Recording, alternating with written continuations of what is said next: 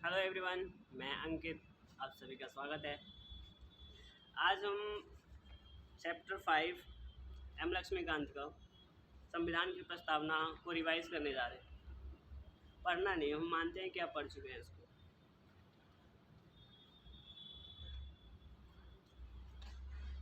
तो सबसे पहले प्रस्तावना का मतलब क्या होता है? सबसे पहले प्रस्तावना का मतलब है कि कोई भी जो समरी होता है बुक का, जैसे हमारा इंडेक्स दिया होता है चैप्टर के स्टार्टिंग में, वैसे ही हमारा कॉन्स्टिट्यूशन के अंदर क्या क्या होगा, क्या क्या कॉन्स्टिट्यूशन मानेगी, उसको डिफाइन करने के लिए एक समरी टाइप का दिया हुआ है जिसको हम प्रस्तावना कहते हैं। प्रस्तावना मेनली आपको याद होगा, जिसमें हम भारत के लोग से स्टार्ट होता है। और प्रस्तावना के तत्व तीन हैं, चार है। संविधान के अधिकार का स्रोत, भारत की प्रकृति, और संविधान के उद्देश्य, संविधान लागू होने की तिथि। ठीक है, ये चार चीज़ दिया हुआ है इसमें।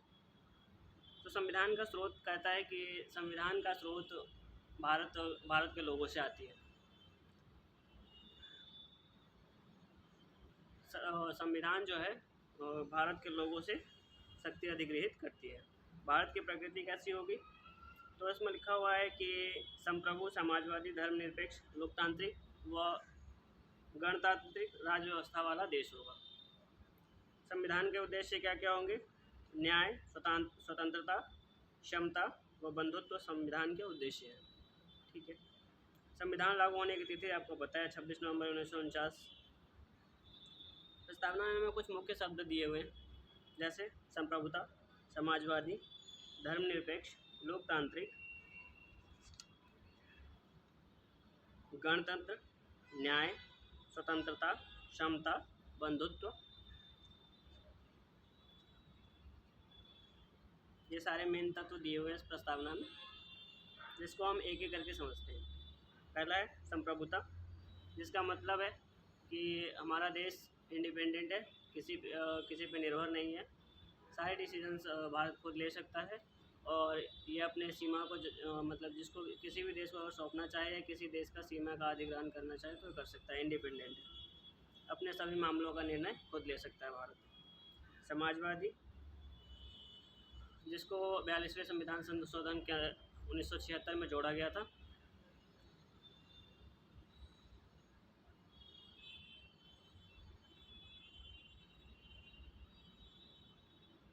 समाजवादी का अर्थ है कि मतलब एक होता है कि सरकार सारी चीज़ें ऑपरेट करेगी कि हमारे देश में क्या होगा क्या नहीं होगा, और एक होता है पूंजीवादी, जिसमें लोगों पे छोड़ दिया जाता है कि वो किस चीज़ का प्रोडक्शन करना चाहते हैं और किस चीज़ का नहीं करना चाहते हैं। तो समाजवादी में हमारा जो कॉन्स्टिट्यूशन समाजवादी मानता है वो है कि मिश्रित है दोनों, जिसमें सरकार भी अपना रोल निभाती है। सरकार को जहाँ इंटरफेयर करना होता है वहाँ पे करती है, और जहाँ पे नहीं करना होता है वहाँ नहीं करती है। जहाँ पे लोगों के लिए छोड़ना होता है वहाँ पे छोड़ देती है। तो हमारा मिश्रित वाला है। धर्मनिरपेक्ष की बात करते हैं, तो धर्मनिरपेक्ष में हमारा जो है वो सरकार किसी भी धर्म को प्रमोट नहीं करेगी, मतलब अपने लेवल पे प्रचार नहीं करेगी उसका। और अगर किसी का करती है, किसी का अगर धर्म मतलब है, तो वो पूरा एक तरह से क्या करती है कि मतलब धर्म जो है ना, उसको राज्य ना ही उसमें हस्तक्षेप करेगी, और ना ही उसको बढ़ावा देने के लिए कोई स्कीम लाएगी, ऐसा कुछ करेगी किसी भी धर्म को। लेकिन अगर कहीं पे अगर गलत हो रहा है किसी भी धर्म में, तो ऐसा नहीं है कि उस धर्म को आज़ादी है कि वो कुछ भी कर ले धर्म के नाम पे। तो वहाँ पे राज्य का कर्तव्य होगा कि उसको रोके भी। ठीक है। तो इसको एक बैलेंस अप्रोच में लेके चलने का नाम है धर्मनिरपेक्ष, यहाँ पे समझाया गया। ये भी 42वें संविधान संशोधन 1976 में जोड़ा गया था। उसके बाद है लोकतांत्रिक, जिसमें सारी जो सत्ता का जो मेन हेड होता है वो हम खुद डिसाइड करते हैं। या तो हम कई जगह पे होता है प्रत्यक्ष लोकतंत्र होता है, कई जगह पे अप्रत्यक्ष लोकतंत्र होता है। तो भारत में जैसा कि आप जानते हैं, हमारा अप्रत्यक्ष लोकतंत्र है, क्योंकि भारत का इतना बड़ा पॉपुलेशन है, तो इसमें पॉसिबल नहीं हो पाएगा प्रत्यक्ष लोकतंत्र। ठीक है, प्रत्यक्ष लोकतंत्र छोटे देशों में काम करती है। यहाँ पे हमारे यहाँ पे अप्रत्यक्ष लोकतंत्र है, जहाँ पे हम लोगों को एज ए प्रतिनिधि चुन के उनको वो संविधान सभा में भेजते हैं, विधानसभा में भेजते हैं, और उसके बाद वो अपना रोल निभाते हैं हमारे बेस पे। उसके बाद है गणतंत्र। गणतंत्र का मतलब है कि हमारा जो राष्ट्र का हेड होगा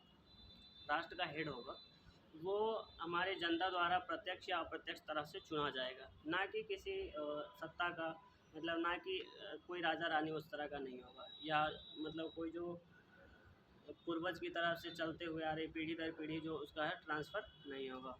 वो जो होगा हमारा राष्ट्र होगा, हेड ऑफ़ द स्टेट होगा, वो हमारा चुन के आएगा प्रत्यक्ष या अप्रत्यक्ष तरीके से। जैसे आप लोग राष्ट्रपति को हमारे देख सकते हो, जो कि चुना जाता है हमारे यहाँ पे, लोकसभा और राज्यसभा दोनों मिलके, और राज्य के विधान मंडल मिलके चुनते हैं। न्याय की बात करते हैं, तो न्याय में क्या है, न्याय का है सामाजिक, आर्थिक व राजनीतिक न्याय की बात करती है। सामाजिक न्याय का मतलब है कि समाज में किसी भी जाति, धर्म या धर्म, लिंग, जन्म स्थान, इस सब के आधार पे उसके आधार पे भेदभाव नहीं किया जाएगा। उसके बाद है आर्थिक न्याय, जिसका है कि मतलब आर्थिक न्याय का मतलब हो गया कि कोई अगर बहुत पावरफुल है, किसी के पास बहुत पैसा है और किसी के पास पैसा नहीं है, तो ऐसा नहीं होगा कि मतलब बहुत पैसा वाला अपना राज करेगा या जंगल राज की तरह चलाएगा, ऐसा कुछ नहीं होगा। ऐसा संविधान में लिखा हुआ है। वैसे आप लोग जानते हो हमारे देश में कितना चलता है।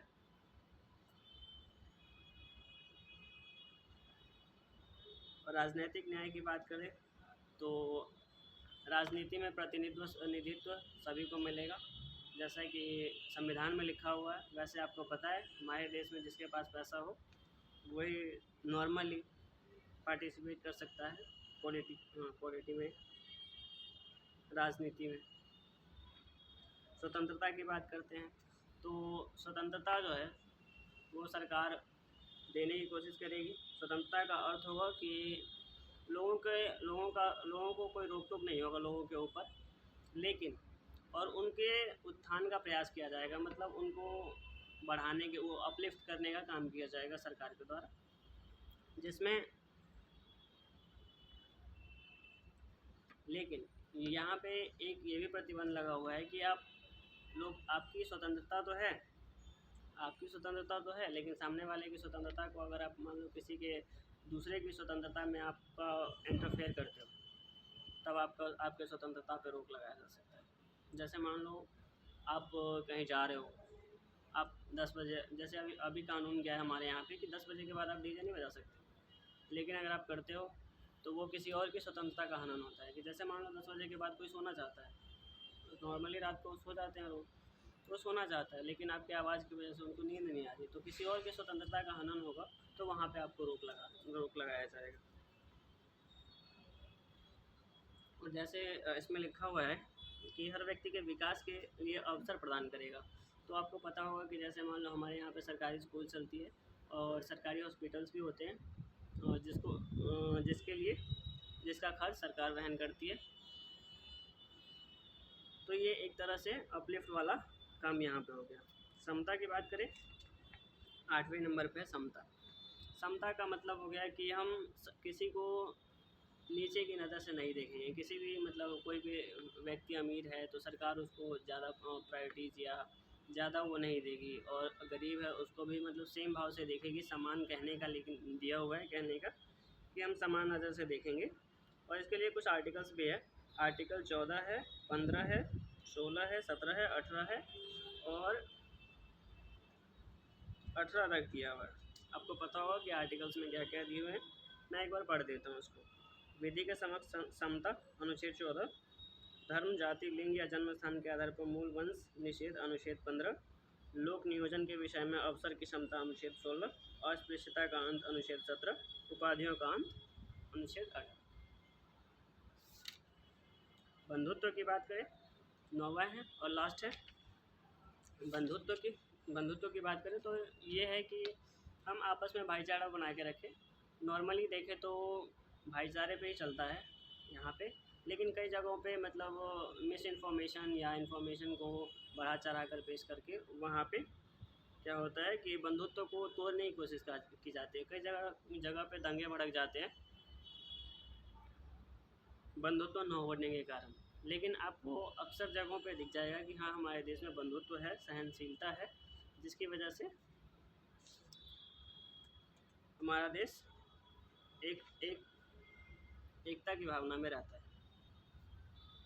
और एकता का ही परिणाम था कि हमारा देश आज़ाद हो पाया उस समय, 1947 में आज़ाद हो पाया। अगर एकता नहीं होती तो सिर्फ गांधी जी या किसी एक लीडर के होने से हमें नहीं लगता कि हमें आज़ादी मिल जाती। तो लोगों में एकता थी और समर्पण था, समर्पण भाव से सभी ने आज़ादी को प्राप्त किया। प्रस्तावना का महत्व क्या है?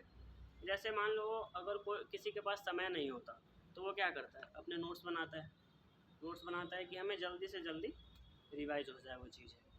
तो इसी तरह से एक तरह से समरी बना दिया हुआ है उन्होंने कि ये प्रस्तावना अगर आप पढ़ना चाहो, अगर उसको पढ़ो तो आपको मोटा मोटा आइडिया लग जाए कि हाँ, बुक में लिखी क्या होगी। कोई नया भी आदमी पढ़ेगा तो उसको आइडिया लग जाएगा। तो ये प्रस्तावना का महत्व हो गया।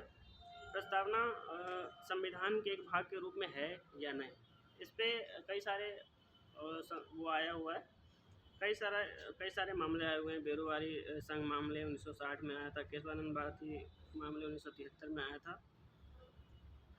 तो केशवानंद भारती में कहा गया था कि भारत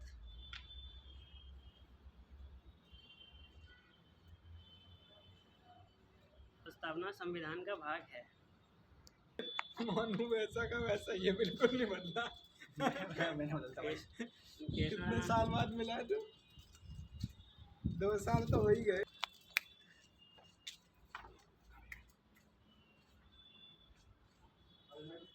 संविधान के एक भाग के रूप में प्रस्तावना, तो उसमें कई सारे मामले आए।